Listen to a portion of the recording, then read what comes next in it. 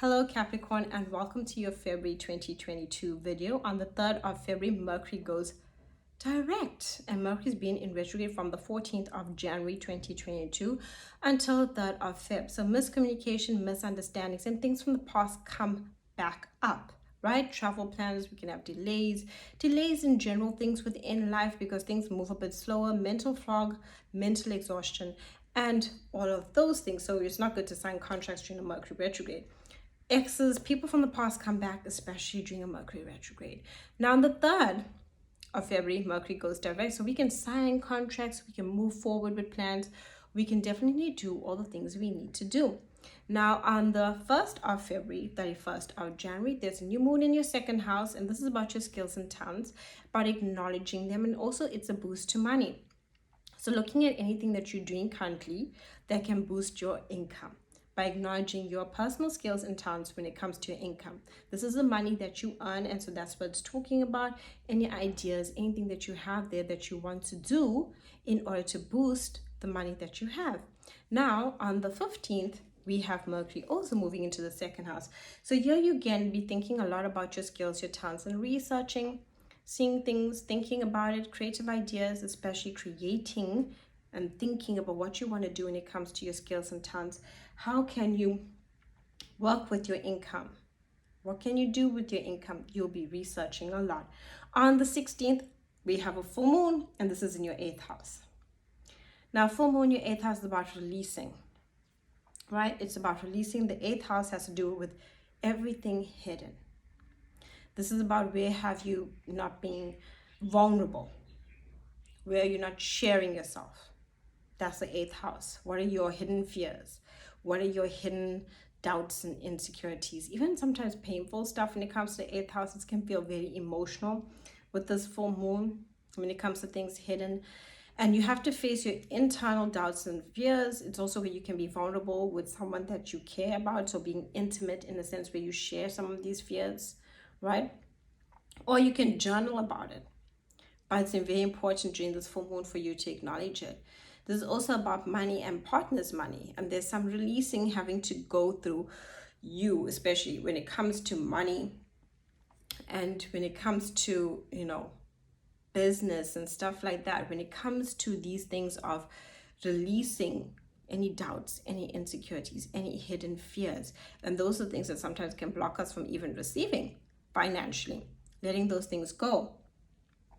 This will also be a time where you'll be thinking a lot about transformation and your own personal transformation and how you can move forward in different ways. The 8th house has to do a lot with transformation and spiritual experience of transforming ourselves and looking at our doubts and fears, but it's linked to finances as well, because those are the things that hold us back, the doubts, the insecurities, the energy that makes us feel sometimes just blocking us in a sense where when I say blocking us, we are not thinking clearly or we're not thinking it through.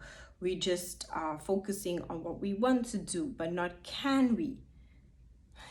That's the thing. It's about really focusing on what we can do and not just dreaming about what we want to do. Remember, Capricorn, you are a sign based in reality.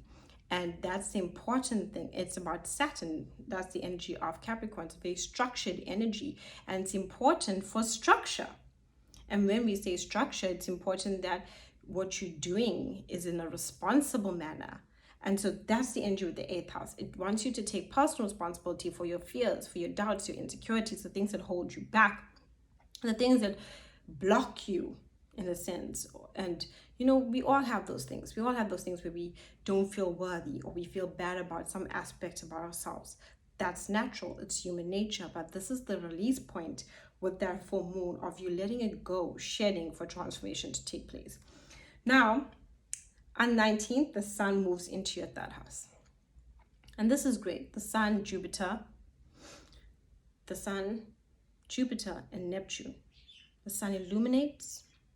Jupiter is about expansion, growth, and opportunities. And Neptune is a lot about creativity and dreams. But this is in your 3rd house of learning, wanting you to learn. What do you need to learn? What lessons do you need to learn? And learning can come through many ways. It's about seeking information. It's about reading. It's about understanding.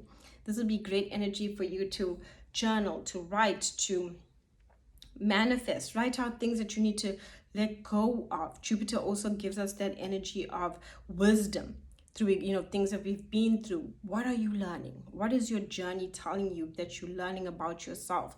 Great for writing, if you want to write a blog, if you want to, do something in that essence. Now, also teaching, very good for teaching. If you want to teach something, if you want to learn something new, very good energy. That'll be very good for you during that time. Now, Mars and Venus is in your first house, and this is great energy because it's a house about you. Have you been loving yourself? Have you been taking care of yourself? Mars is about action, taking action, right? Taking action on things that you feel that you need in order to take care of yourself. Venus is about love, nurturing, beauty. So we've just been through a Venus retrograde from the 19th of December, right? We've been through a Venus retrograde from the 19th of December 2021 until the 29th of January. And throughout the month of February, Mars and Venus are both joined in your sign. This is all about balance now. You've been through the Venus retrograde. You went through all the deep feelings, and it's been emotionally difficult. It's been emotionally big release for you, right? Looking at your relationships, all your relationships, looking at your relationship with yourself, looking at the relationship with others. When Mars and Venus come together in the month of February, this is about now you, after everything you've experienced, everything you've been through, coming together and saying, what am I passionate about within myself? How do I love myself? Where are my boundaries when it comes to Mars? All of that energy, that's the energy. Mars is the god of war. It's about action. It's about passion. It's about motivation. Venus is about love, luxury, and beauty. It's a gentler energy, right? Goddess of love. So when these two come together, it's about finding the balance within ourselves so that we don't lose our balance within relationships. Thank you so much for watching. Do like and subscribe. My website is linked down below if you'd like a reading, as well as a link for appreciation of these videos.